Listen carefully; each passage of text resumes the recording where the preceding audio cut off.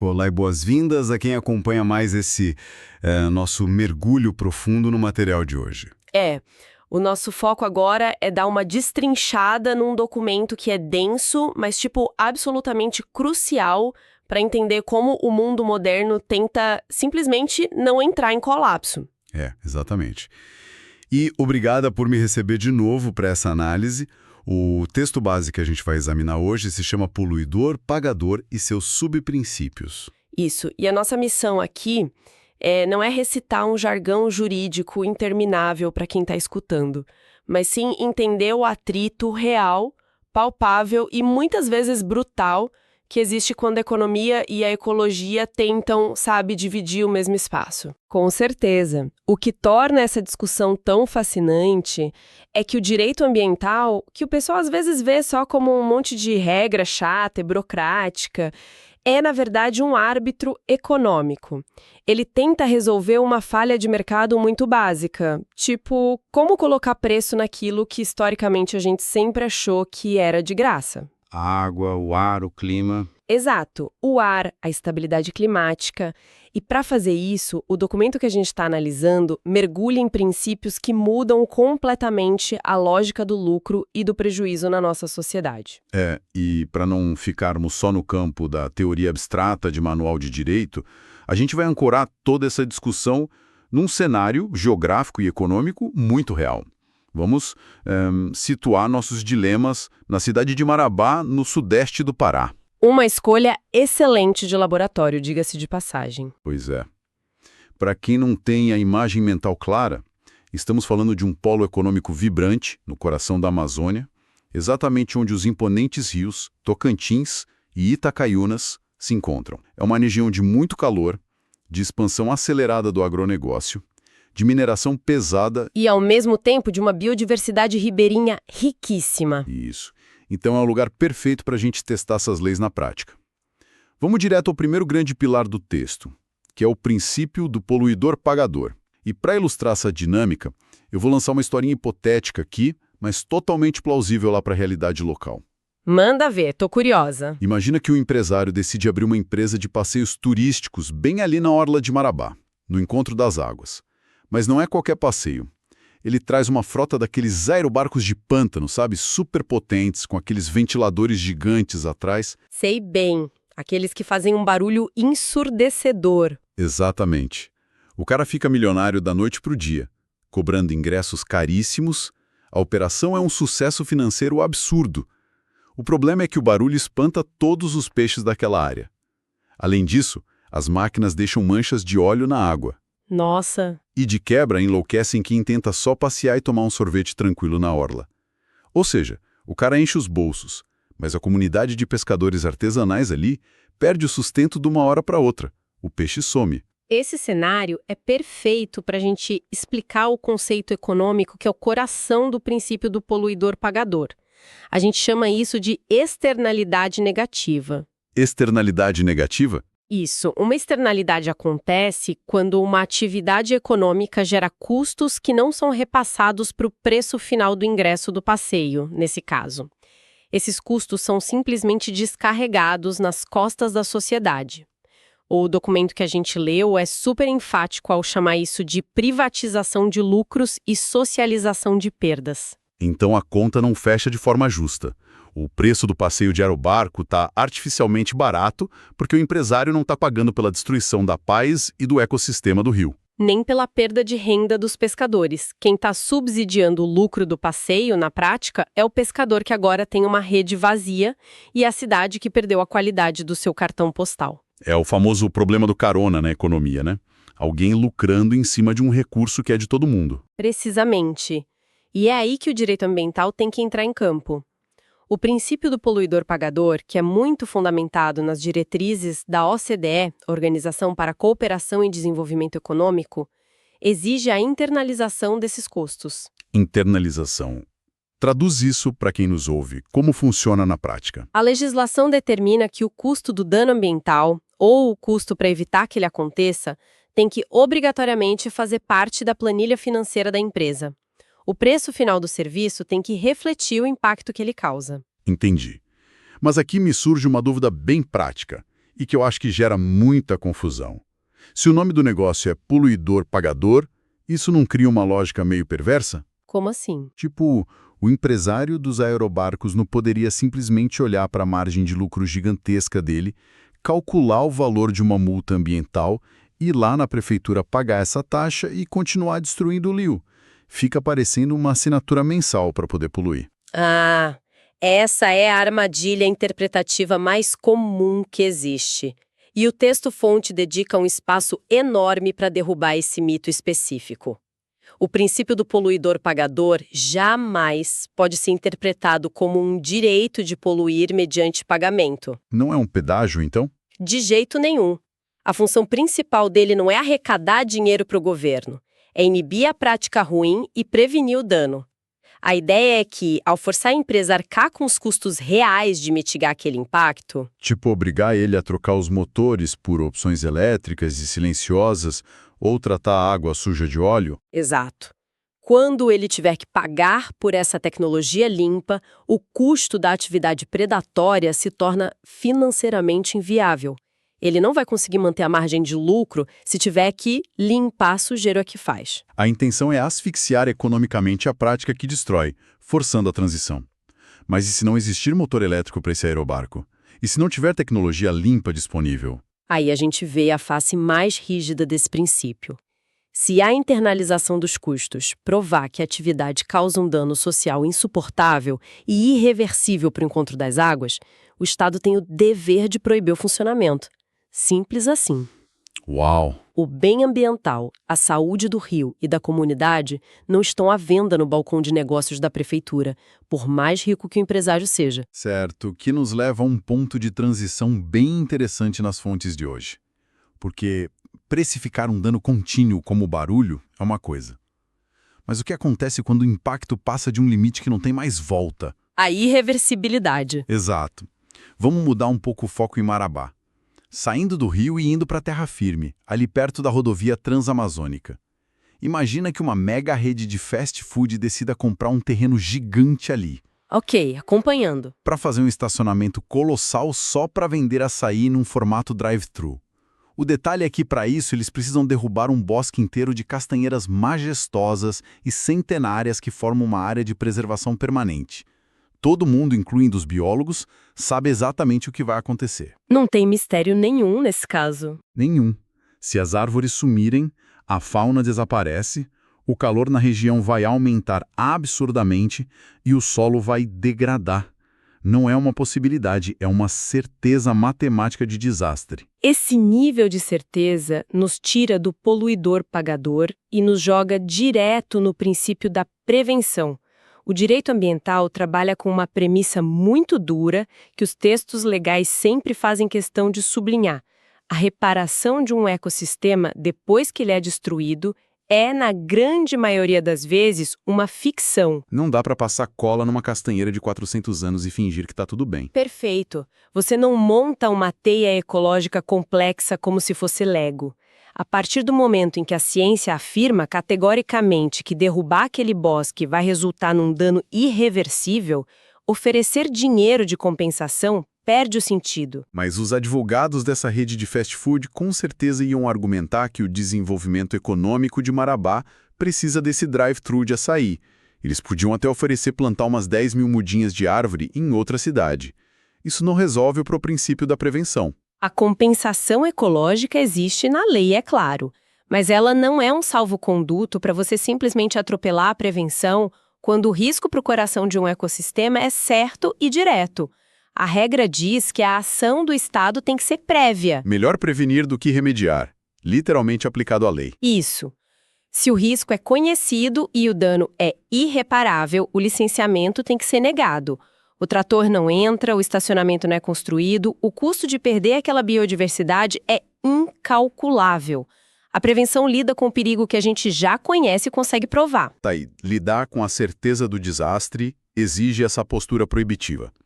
Mas a equação muda completamente quando a ciência não tem as respostas. E aqui a gente entra na parte que eu achei mais espinhosa das fontes de hoje. A zona cinzenta da inovação. Sim. Vamos criar um terceiro cenário hilário mais reflexivo. Ali no polo de inovação do bairro da Nova Marabá, imagina que um inventor meio excêntrico cria um fertilizante líquido, verde fluorescente, que brilha no escuro. Meu Deus. É bem filme de ficção científica. E ele promete que se borrifar isso na terra, o cupuaçu vai crescer até ficar do tamanho de uma melancia. O fazendeiro que usar isso vai triplicar a produção. Uma revolução agrícola, na teoria. Na teoria. O detalhe, o grande problema, é que nenhum cientista do mundo, nem nas universidades federais, faz a menor ideia do que esse líquido de alienígena faz com os lençóis freáticos ao longo prazo. Um apagão científico total. Exato. Ninguém tem prova de que faz mal, mas também ninguém tem prova de que é seguro. O cara quer despejar toneladas disso no solo marabaense amanhã. É aí que entra o princípio da precaução. Se conectarmos isso com o cenário maior, é crucial separar os dois conceitos. A prevenção, que a gente acabou de falar, atua sobre o risco que a gente conhece. Já a precaução atua sobre a incerteza, sobre o escuro. É o medo do desconhecido virando lei. De certa forma, sim. O documento cita como pilar disso a Declaração do Rio sobre Meio Ambiente e Desenvolvimento, lá da ECO 92. A regra de ouro ali é muito clara. A falta de certeza científica absoluta não pode ser usada como desculpa para adiar a proteção da natureza. Mas espera um pouco. Se a gente aplicar isso a ferro e fogo, não engessa totalmente o progresso tecnológico de Marabá e do mundo inteiro? É um ponto válido e é o argumento de muita gente da indústria. Porque assim, como é que uma empresa vai inovar se qualquer semente nova, qualquer técnica agrícola for tratada como uma arma de destruição em massa até que se prove o contrário? A ciência quase nunca dá 100% de certeza no primeiro dia. Esse é o grande debate jurídico por trás da precaução. E é exatamente por isso que a nossa jurisprudência, e o material cita muitos entendimentos do STJ, Superior Tribunal de Justiça, criou uma ferramenta processual chamada de inversão do ônus da prova. Inversão do ônus da prova? Como isso funciona? O princípio não existe para proibir a inovação de forma cega. Ele serve para recalibrar quem é que assume o risco do desconhecido. Antigamente, a sociedade era cobaia.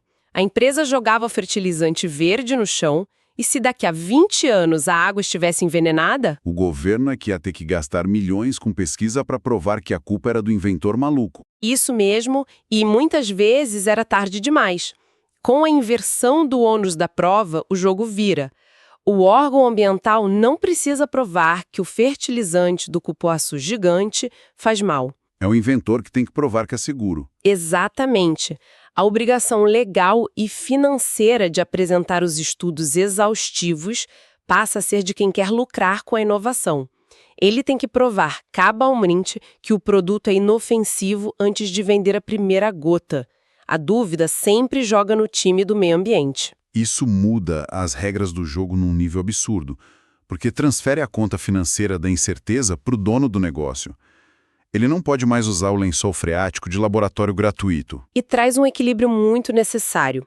O STJ entende que a chance de um empresário ficar rico não justifica colocar a saúde de milhares de pessoas em um risco incalculável. O que, de forma bem orgânica, nos leva para o nosso quarto e último grande tema do material de hoje, que, no fundo, é a raiz de todas essas brigas que a gente está descrevendo.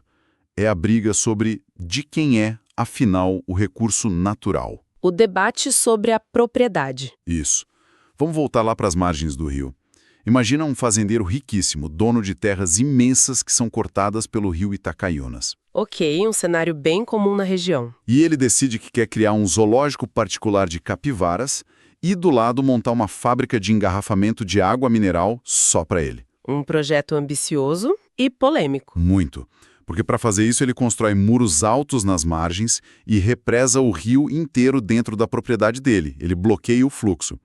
A comunidade ribeirinha que mora rio abaixo fica sem uma gota d'água. Não tem para beber, não tem para tomar banho. Uma catástrofe social. Sim. Mas aí o Ministério Público vai lá bater na porta dele e ele mostra a escritura da terra. E diz o argumento clássico. A terra é minha, o rio passa na minha propriedade, eu faço o que eu bem entender para dar lucro. Essa ideia de que o dono da terra é dono de tudo ainda cola. Esse argumento é um fantasma de uma época que já passou. É o resquício do Estado liberal antigo, onde a propriedade privada era vista como um direito absoluto. Um feudo, onde o rei era o dono da terra e ninguém metia o bedelho. Mas as fontes mostram que a lei mudou. Mudou drasticamente. Hoje, vivendo num Estado democrático de direito, e isso é cristalizado na nossa Constituição, a propriedade privada continua existindo, claro, mas ela tem que cumprir uma função socioambiental. A famosa função social da terra. Isso. Os bens ambientais, como a água do rio Itacaiunas, não são propriedade do fazendeiro. Eles são classificados juridicamente como bens de uso comum do povo. Ou seja, ele ter a escritura da fazenda não dá a ele a posse da água ou do equilíbrio ecológico daquela bacia hidrográfica. O rio não entra no patrimônio da empresa dele. De jeito nenhum. A gestão da água é pública e compartilhada. E o texto que analisamos é muito didático.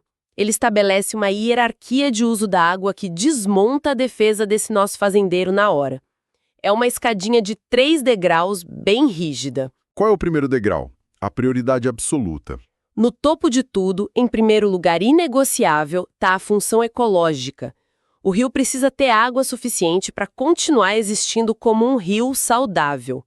Manter os peixes, a mata ciliar, a própria vida do Itacaiunas. Se o zoológico de capivaras ameaça secar o rio e matar a fauna aquática, já é barrado aí mesmo no primeiro degrau. Imediatamente. Mas digamos que o rio aguente. Aí a gente desce para o segundo lugar na hierarquia, que é o uso comum coletivo. Que é onde entra o pessoal da comunidade ribeirinha. Exatamente. O uso para subsistência básica. As pessoas precisam da água para beber, para cozinhar, para higiene. A vida humana coletiva tem prioridade sobre o comércio. E a fábrica de água engarrafada do fazendeiro. Em que lugar dessa fila ela fica? No terceiro e último lugar. O uso econômico ou individual só pode acontecer se, e somente se, os 2 primeiros degraus estiverem totalmente garantidos.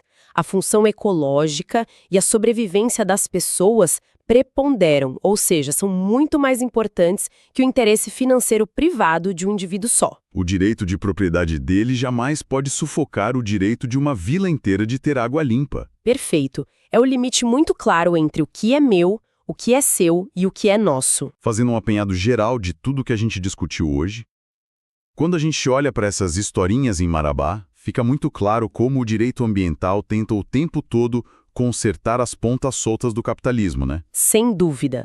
É um freio de arrumação contínuo. A gente viu que o poluidor-pagador não é uma taxa para você comprar o direito de destruir o rio com aerobarcos, mas sim um jeito de embutir o custo real e forçar tecnologias mais limpas. Exato. Acabar com essa farra de privatizar o lucro e jogar o prejuízo ambiental para a população. Entendemos também que o princípio da prevenção serve para barrar danos irreversíveis, como derrubar as castanheiras, porque a gente já tem a certeza científica do desastre. E que a precaução entra em cena quando a gente não sabe o que pode acontecer.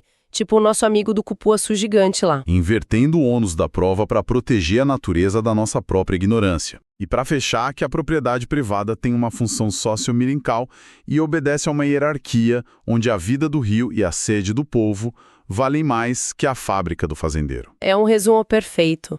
Quando a gente tira o excesso de formalidade das leis, o que sobra é a tentativa de garantir que a gente tenha um planeta habitável amanhã.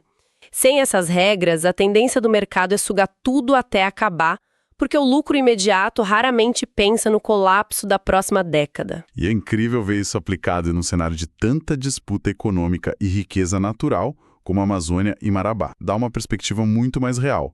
Queria agradecer imensamente a todos que mergulharam com a gente nessas ideias hoje. Entender isso muda o jeito que a gente lê o noticiário sobre grandes obras e disputas de terra. Eu que agradeço o espaço.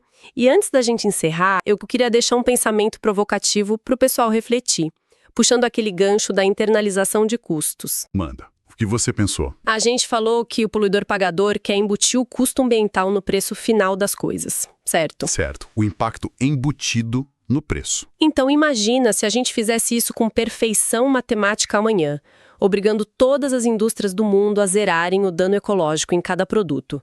Qual seria o preço real da nossa cesta básica no supermercado? do nosso ônibus, das nossas roupas. Iam custar uma fortuna. Pois é, será que o custo da sustentabilidade absoluta faria com que só uma elite global conseguisse comprar as coisas?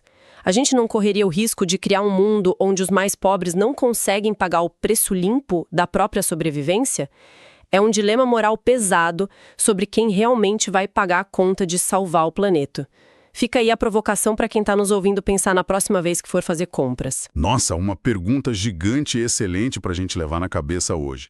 O custo de salvar o mundo tem que caber no bolso de quem vive nele, o que deixa essa equação ainda mais difícil de resolver.